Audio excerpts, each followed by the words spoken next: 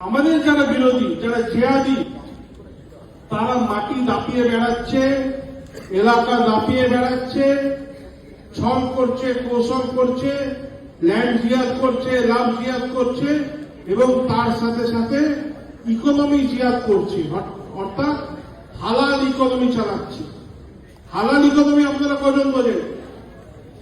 হালাল ইকোনমি হচ্ছে কোন মুসলিম অমুসলিমদের থেকে জিনিসপত্র কিনবে না। অতএব গোপালের যদি দোকান থাকে, সেই দোকান থেকে ইসমাইল কিছু কিনবে না, সেই দোকান থেকে পারভেজ কিছু কিনবে না। তারা শুধু যারা মুসলিম তাদের দোকান থেকে কেনাকাটি করবে, তাদের দোকানে খাবার খাবে, তাদের দোকানে মাংস খাবে। এটা হচ্ছে হালাল ইকোনমির একটা ছোট্ট অংশ বলল। আমাদেরকেও সেই ঠিক এইভাবে মাথায় রাখতে হবে। আমরা প্রত্যেক দিন কোনো না কিছু না কিছু কিনি, কারণ না কারো টোটো, রিক্সা, অটোতে চড়ি।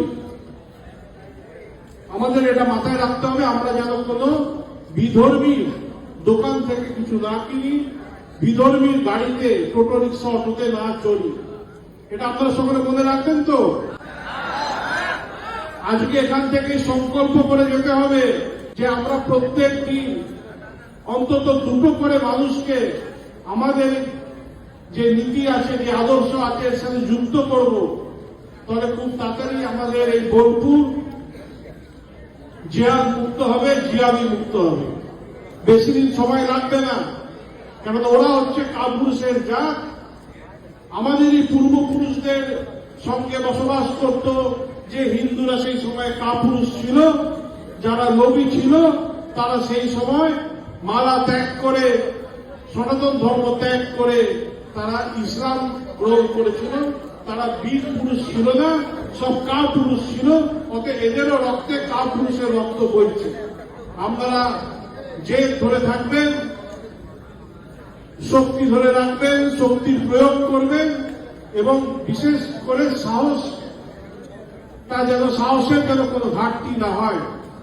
আমাদের আগের বক্তা, আমাদের এখানকার সভাপতি আপনাদেরকে বলেছেন যে কোনো আইনি সমস্যা হলে সংগঠনের পক্ষ থেকে সম্পূর্ণ খেয়াল রাখা হবে, এটা উনি বলেছেন।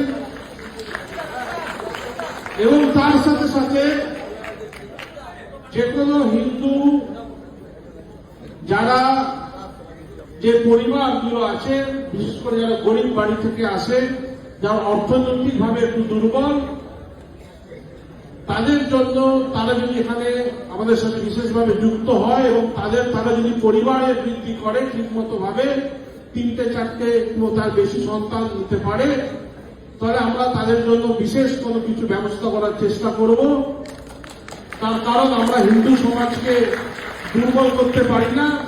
শুধু লেকচার দিলে হবে না, লেকচারের সাথে সাথে সমাজের পাশে দাঁড়াতে হবে, সমাজকে আগে বাড়িয়ে নিয়ে যেতে হবে। এবং আমরা হিন্দুদের মধ্যে কোনো ভেদাভেদ করব না। আমরা সব হিন্দু, হিন্দু হিন্দু, ভাই ভাই। আমরা সকলে এক অপরের পাশে দাঁড়াবো। সে যে জাতের, যে কাস্টেরই হিন্দু হোক না কেন, সে যে কোনো রাজনৈতিক দলের হিন্দু হোক না কেন, হিন্দু মেয়েদের যদি বিধর্মীরা টেনে নিয়ে যায়, আমরা তার রাজনৈতিক দল দেখব না, আমরা তার জাত দেখব না। আমরা ঝাঁপিয়ে পড়বো তার মেয়েকে উদ্ধার করার জন্য, ল্যান্ড জিহাদ থেকে তার জমি উদ্ধার করার জন্য। কিন্তু তাদেরকেও মাথায় রাখতে হবে যে তারা সেকুলারিজমের নাম করে তারা যদি বেশি মেলামেশা করে, যার মেলামেশা করে আর তার ফলের স্বরূপ যদি সেটা হয়, তাহলে তাদেরকেও প্রায়শ্চিত্ত করতে হবে।